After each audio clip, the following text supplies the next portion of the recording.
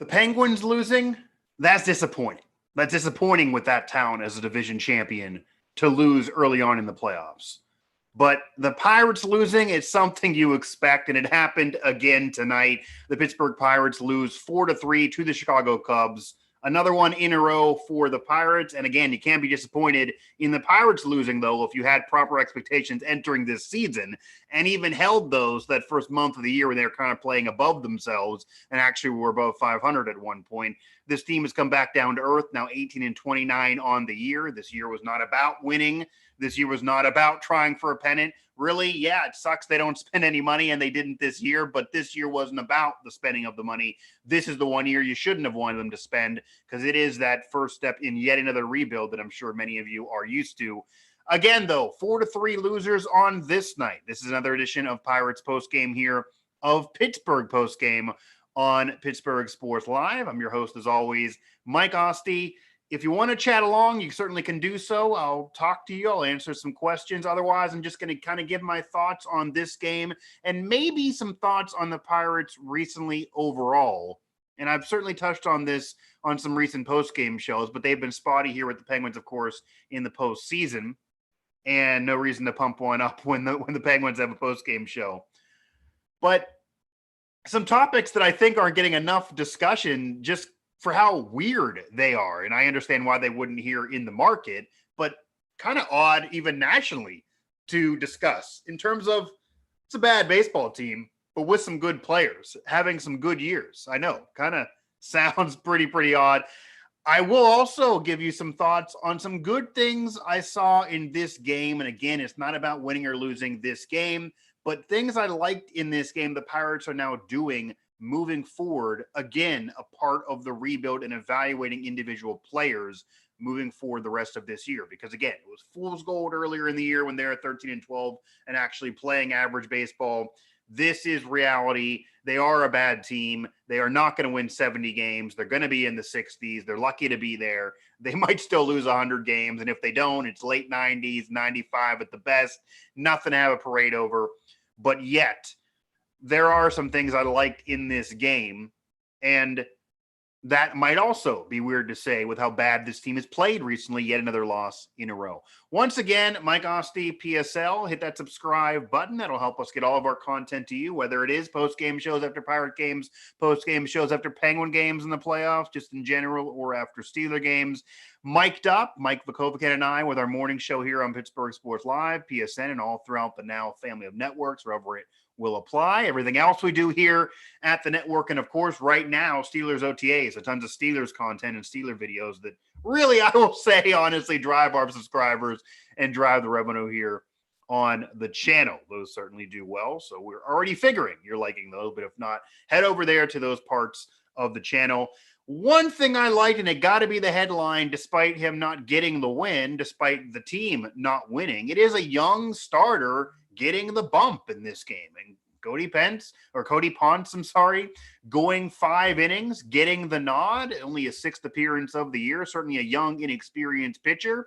And while it's nice to see guys like Tyler Anderson and JT Brubaker pitch well, and they have this year overall, maybe coming back down to earth a little bit recently as Brubaker's taking a bit of a dip from where he was earlier in the year when he was, crazy as this sounds, was actually one of the better pitchers in baseball at one point with an ERA below 2, back down around 3, getting in regular stuff. But still, Anderson and Brubaker go into the 6th inning. They're giving you what you want out of a starter. The bullpen's been okay. The offense hasn't been there. Of course, Hayes still out. And I've talked to some guests here. Mike Persak in particular, the most here on these Pirate post-game shows. Rehab assignment. It's gone longer than it's supposed to. Re-aggravation. That's a whole drama for another day, really. But it's nice to see a young starter get a start, really. Because, again, this season's not about winning. This is not for the pennant. If you want a team to spend and you want the team to spend more than the Pirates do, I totally get it. They certainly could have spent more in the past. They had a window. They didn't seize the day. I get all of that. This is a new regime, though, with Ben Cherington. He's done it before. I like a lot of the moves he's made so far, including from the offseason. Yes, when he won it with a much higher payroll, so this is totally different, back winning that ring with the Red Sox. But still, it's totally new. You got to give him his time. And it is about evaluating individuals. And Hayes and maybe Brian Reynolds is pretty much all you can say are going to guarantee be part of the future that he likes. Everybody else up for grabs to evaluate. And while the starters and JT Brubaker and in Tyler Anderson in particular, not Chad Cooler, maybe thought would be the case. He crashed and burned and still haven't seen him due to an injury. Brubaker and Tyler Anderson have pitched well this year, for sure. Absolutely. Brubaker, borderline all-star with what he's done overall this season so far. But that's more than you thought you were going to get out of your starters. I thought the starters would be awful and they wouldn't be able to hold anybody and they would maybe get a little from the offense and the pitching would be why they would lose. Well, actually, it's been the reverse. The pitching's been okay recently. The offense has just been horrid. They've not been able to get enough and only one less run than the Cubs today with a much better offense. Peterson actually doing the damage for Chicago almost on his own, the former Dodger. But still, recently the offense has been really, really bad, and the pitching actually has gone longer into games than you would have thought. And again, it's nice to see Brubaker, it's nice to see Anderson go deep in games and pitch well, better than you would have thought they would have pitched and help the rotation, actually find two solid guys. But question marks still around them for the future. And separately from that, you got to see what you got in your young pitchers. I could see when they were 13 and 12, they didn't want to just throw starts out there because at the time they were still trying to win. Of course, that was not going to last, even though many of you out there were throwing up the tweets and trying to find screenshots of people being negative, like myself, about the Pirates this year and predicting horrible seasons. Oh, how dumb we all were. Of course, we weren't, and it's all come back down to roost, and the cream has come to the top. But in all seriousness, seeing a guy like Ponce get a start, 4 runs off 9 hits, 5 innings, and what I really like about the start, only 1 walk, 2 strikeouts, nothing special, 4 runs allowed, nothing great. His ERA above 7 on the year, nothing great. We've certainly seen worse starts, though, from Pirate pitchers. 5 innings, that's nice. That's better than we've seen from some others besides Brubaker and Tyler Anderson as well. Even Yahari, who's a young gun going in there, getting some starts. I like that. But he's gone 4 innings, 3 innings. He's not going as long. So this was a solid start, not a win, not a quality start. I'm not going to go to that level. It's not like the team let him down. He didn't pitch that well. 9 hits. You're lucky he didn't allow more than 4 runs. But again, he goes 5. And what I really like, aside from letting a young kid get a start and kind of disrupting things a bit, because again, this season's about evaluating, is 87 pitches. And Mike Persak, who's been a frequent guest on these post-game shows of the Pittsburgh Post-Gazette, he was tweeting before the game that Derek Shelton had an announced pitch count for Cody Ponce entering this start. Now, that's not common that he would announce there's a pitch count. We know there is a pitch count, but for him to announce it, that's a bit uncommon. And the question was, well, what is the pitch count? Because generally pitchers don't go deep in games overall in Major League Baseball. We've seen pitchers throwing no-hitters and get taken out prior to even getting late into the game. The Pirate pitchers have not been able to go deep. When they're struggling, they're normally immediately yanked. There's even times I'd rather Anderson and Brubaker go a little bit longer and try to fight out of it because, again, the season's about evaluating more than about winning this year. Forget whether you want to lose 100 or not. It doesn't really matter. Losing more actually would be better in terms of getting a better draft pick. They might have punted themselves out of the number 1 overall spot by being good for that week and a half earlier in the season. But again, 87 pitches. I like him allowing a guy to fight. It's a young pitcher, 4 runs off 9 hits, not the best of days, not the worst of days, but let him fight, let him stay in there, let him hang around. And 87 pitches, I don't mind it. I wouldn't even mind it going a little bit longer, honestly. Let him go to the 6th. You don't want to kill a guy. You don't want to embarrass the guy. You don't want to ruin the ERA. But I'd like the pitch count being there. And I was scared when you see a young pitcher take the mound that it's going to be a 60-pitch day. It's going to be like Yahari. You can't go long. 87 pitch count, 87 on a pitch count. I like that. So they lose 4-3, but I like that from Cody Ponce. I like him starting. I like a little bit of his effort, actually. I thought he found his spots. I thought he fought out of jams. I thought he actually worked well with Stallings. I thought he pitched okay, honestly. I expected much worse from this start. And I like the 87 pitches as his pitch count. If his pitch count was 80-some, that's okay with me. That's at least letting him get some work. And 5 innings is better than a lot of other starters if you skew it for rating Pirate pitchers. I like how he was able to go deep in a game, and Derek Shelton let him hang around and go deep into this game. Again, the Pirates lose 4-3 to the Cubs. Pittsburgh now 18-29 on the year. So again, that record back down to earth as one of the worst, of course, in Major League Baseball. I will also spend a minute here on the Cubs. They now have their 22nd win. They're second in the division.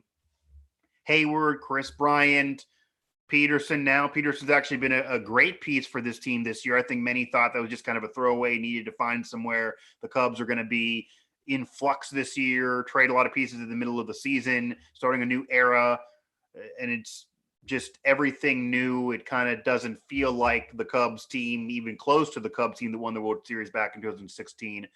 This is a weaker Cubs team. You entered this season thinking less of the Cubs, and Jake Arrieta taking them out, but he's not even been nearly what he was in the past this year either. Entering this game, I believe 4-4 on the year with an ERA around 4. So he's certainly not been the stud or the Cy Young candidate or the Cy Young guy or that flamethrower the Pirates are used to seeing in the past. But this Cubs team is actually a contender right now. I don't think it's going to last all year. I think it almost be worse in terms of their rebuild if they don't make some moves midseason, because, again, this year is not going to be a pennant-winning season for the Cubs either. But they play better than I would have thought they would play. Peterson oddly has been a part of that. Chris Bryant has been better than I would have thought, really. This season I thought was going to take a dip for the Cubs. And, yeah, they got some W's over the Pirates to help them out this year. But this Cubs team has been better than I would have thought, honestly. Again, second in the division right now. They are taking advantage of a bit of a weak division. This is why actually many thought entering the season the Pirates could be less than 100-game losers because the division being so bad. But you look right now at the Cubs.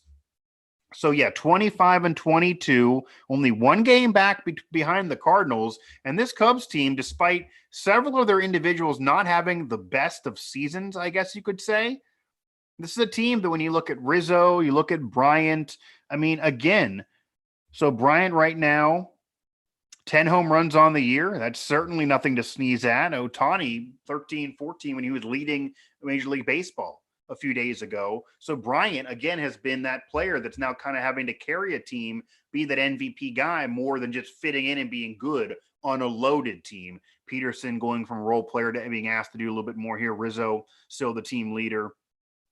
Hayward finally staying healthy to be able to give you a little bit more this year. It's a Cubs team that actually has been better than I would have thought. So again, from this game, maybe you don't like hearing that if you're a Pirates fan tuning in, but I liked Ponce getting the start for the Pirates. I like the pitch count being deep. I like him throwing 87 pitches. I like him going 5 innings, win or lose. I like that from a young pitcher and somebody besides JT Brubaker and Tyler Anderson going at least 5. That's big, even though they've got better starting pitching than I would have thought this year, and the offense has actually let them down, which also has included a lot of injuries. Colin Moran in particular. Evans certainly declining from where he was earlier in the year, and Hayes still out, and yet the offense does only lose by 1 run in this game. These are games, actually, if you did care about winning, you'd be a little upset you didn't get this win or do more in this game, kind of one that was let slip away. And also the Cubs, just got to bring them up. This is the opponent, and when you're losing team or you're not going anywhere, when it's not about wins and losses, you're going to talk about the opponent a little bit on these post-game shows, and the Cubs have been better than I would have thought. I thought this was a rebuild year for the Cubs. I thought they'd be kind of fire sailing mid-season. I didn't think much of a lot of the guys, not that they're bad players. I just thought this would be a bad year for the Cubs, and they have been better than I would have thought to this point, and you're really seeing the individual play of a Chris Bryant and several others and them stepping up. I don't think the Cubs will last, but I just got to note that. They have been absolutely better than I would have thought this year. One other thing, though, I want to mention, and this isn't going to be a long one here, as you can see, nobody here able to join me for this show. I wanted to get something out there, though, with the Penguins tomorrow night, of course, in that pivotal Game 6 as they face elimination and the holiday coming up. I'll do another one for you probably at that point. But I wanted, and this gives me my Cal Ripken streak. Really may be the point of this, I will say. I don't think this show is going to churn the dollars or the engagement that many of the other ones do. But I will tell you that this is my Cal Ripken streak. I wanted to hit at least one game of every series, even with going away on a bachelor party weekend to Deep Creek last weekend and a lot coming up here with a holiday, and then I'm getting married in 2 weeks.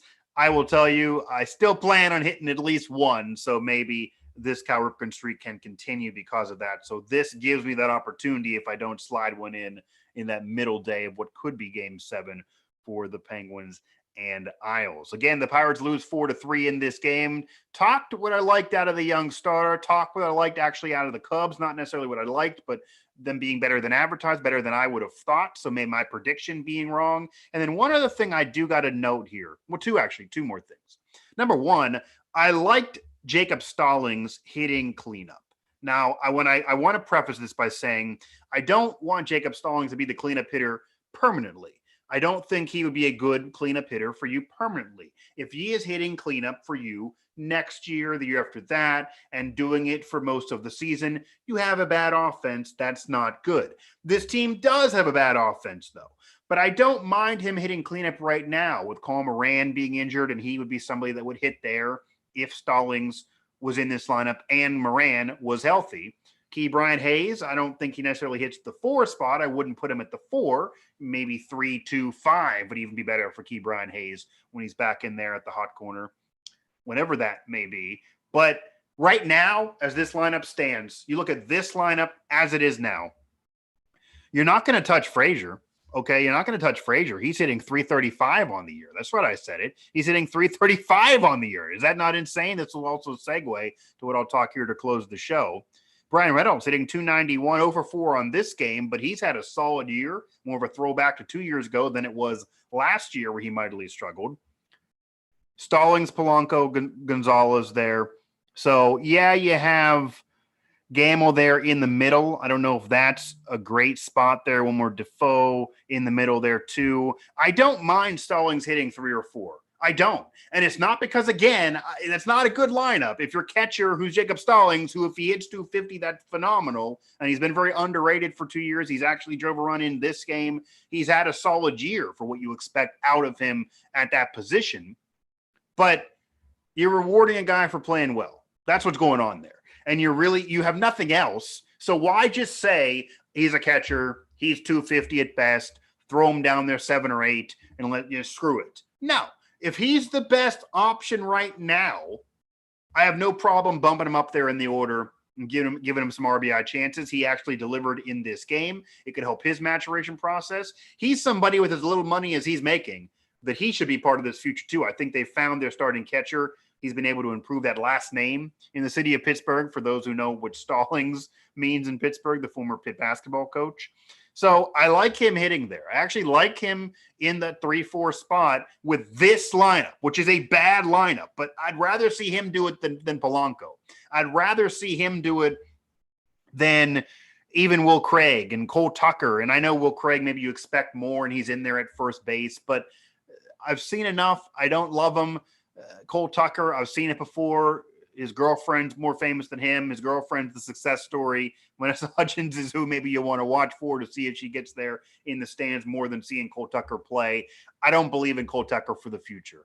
I'm not really keen on Will Craig for the future either, honestly, from what I've seen to this point, and maybe that's not fair to say, but I've seen more from Cole Tucker and don't love it. He can play anywhere on the field okay, but he can't hit. There's no DH right now in the National League. I actually wouldn't mind it coming in, but just not there right now. Wouldn't matter. He can't hit. So, again, there's no designated fielder. I think that would be maybe where he would fall. Peels a string cheese, weird as well. But I've seen enough from him. So I don't mind having Stallings hit where he's hitting on this bad lineup because there's nobody else. And I'd like to see what he can do. And, again, Stallings in this game, 1 for 4, did drive in a run, hitting 248 on the year. As a catcher for him, that's fine. He's having a solid year. And to close this show, and this was kind of what I alluded to, there are several members of this Pirate team here in 2021. So there are several members of the Pittsburgh Pirates in 2021, a very bad Pirates team. This is a Pirates team that is going to lose a lot of games. You're looking at 90 plus at least. Mid to late 90s, very, very likely. This is a bad Pirates team. Nobody expected much from this team entering the year if they're smart. This is year 1 of a rebuild that's still several years away. This team's not going to be good next year either. This is a team that's dealt with injuries. The best player in Bryant Hayes has been out. If anybody would have told you entering the season the Pirates will have a player playing very well individually and be a legit all-star, you would have said it's Bryant Hayes. Many thought he was one of the best outfielders in all of baseball off of just what he did at the end of last season. And he was great, and he is part of the future. He is the key literally. We'll see what he can do, another turnaround with pitchers, and if he can stay healthy, and maybe you don't even need to waste him this year. Maybe that's pointless, but we'll get to evaluate him later in the season. So losing him now, not a big deal, I guess. But Brian Reynolds, and having a solid year, not what he did 2 years ago when he was a double machine, but still a good year. But Adam Frazier's a legit all-star right now. He's giving you a legit all-star season again. Right now, Adam Frazier is hitting .335, and that's leaving this game. I'm not saying he's going to end the year .335, but as we stand right now, the end of May, Adam Frazier is a legit all-star. We're looking at Pirates leading the league in hits. Does this make any sense? No, this is a bad offense. This is a bad team. How could you have somebody hitting .335 and having players lead the league in hits? Well, nobody driving them home, so that's the problem. And again, Stallings hitting 3 or 4 is your problem. He drove a run in today. He's better than what you would think out of him. He's better than others. He is actually a good catcher. He is your starting catcher, as they now do actually have a chatter here. I think they played well in this game. I like what I saw from this game, Sean. I actually am with you. They didn't win, of course. It's a better Cubs team, but I think they played well in the game. I liked Pont starting. I thought they did what they had to do in this game. The offense was a little better in this game in terms of getting hits. They didn't. The problem is, and the reason why it doesn't matter that you have a guy leading the league in hits. It doesn't matter that you have a guy .335. It doesn't matter that you have legit all-stars in Frazier, in Reynolds, in JT Brubaker, and maybe even Tyler Anderson, in Rodriguez in the bullpen, in Howard in the bullpen. I've named 5 guys that legit can make the all-star team and nobody would complain. If you look at the individual numbers, Frazier's really at the top, maybe Reynolds too. You look at the bullpen, Rodriguez and Howard. Howard's pitching every single day. Rodriguez is one of the better closers in baseball. Yeah, there's not the pressure by doing it for the Pirates. It's not like doing it for the Yankees, but still, it's legit all-star seasons for several members of the Pittsburgh Pirates. So that's odd. But the reason why, because I've seen that brought up, is how could you have somebody leading the league in hits and hitting .335 and be so bad and the offense being so bad? Well, there's nobody to drive him home. Carl Moran injured. He's the only one with pop in the lineup. Hayes has been hurt all year, basically, since that opening day heroics of his. Evans is not what he was early in the year. He finally came back down to earth as well and also has been hurt. There's nobody else. So I don't mind Stallings hitting where he's hitting. I like seeing it. I like the kid. I'm mentally rooting for him. I think it's cool that he's having a great year again after last year and has stabilized being the starting catcher. But if he is your 3 or 4, then you are in a problem. You are in some trouble offensively. Your offense isn't good. And let's face it, this is a bad offense. They can't drive anybody home, but there are legit all-stars on this team. And I think nationally that's being forgot about. How often do you see a team be this bad, lose this much, and the offense be this bad and score this little, and yet have legit all-stars as members of this lineup? Brian Reynolds and Adam Frazier, and Frazier again leaves this game on this night hitting .335. There's a member of the Pirates leading the league in hits, and they are one of the worst offenses in the league. They scored 3 in this game and lose. They've got better than what you expected out of starters earlier in the year, but not enough. It's an oddity. It's weird. It's just crazy, and I don't think it devalues these individual performances. They do have some legit all-stars. Some of these guys should make this all-star team. But yeah, this team still isn't good because nobody can drive them home. The Pirates lose this one 4-3. I wanted to guide with you. I wanted to continue my Cal Ripken streak, even though I didn't have a guest for this show, whether it be in our network or out of it. I want to remind you, hit up our family of networks and also subscribe. Hit that subscribe button bottom of this video. It's free to do so thanks to our sponsors and allows us to get all of our content to you. You get a notification when anything is uploaded, goes live like these post-game shows, premieres, or is released here on the channel. The Pirates lose this one 4-3 to the Cubs, but that's not the point. That wasn't the point of this discussion. The weirdness of individual performances actually being all-star caliber this year. Stallings having another underrated solid season, one of the most underrated players in baseball, I tweeted, and I stick to it. I love him having a good season. A young pitcher who actually pitched well and was allowed to stay in the game. And the Cubs, better than I would have thought. Actually a good contending team. Maybe they don't sell everyone off midseason as they look for a new era of Cubs baseball. That's been the topic. That's been the conversation. Join in and comment after the video's been posted. Since we didn't get much chat activity during this, I don't blame you, though. I don't absolutely blame you at all. Again, hit the subscribe button. Pirates lose 4-3 in this game. Now 18-29 on the year. And remember, while you're disappointed in one Pittsburgh sports team right now, you can't be disappointed in the Pirates if you don't expect them to win.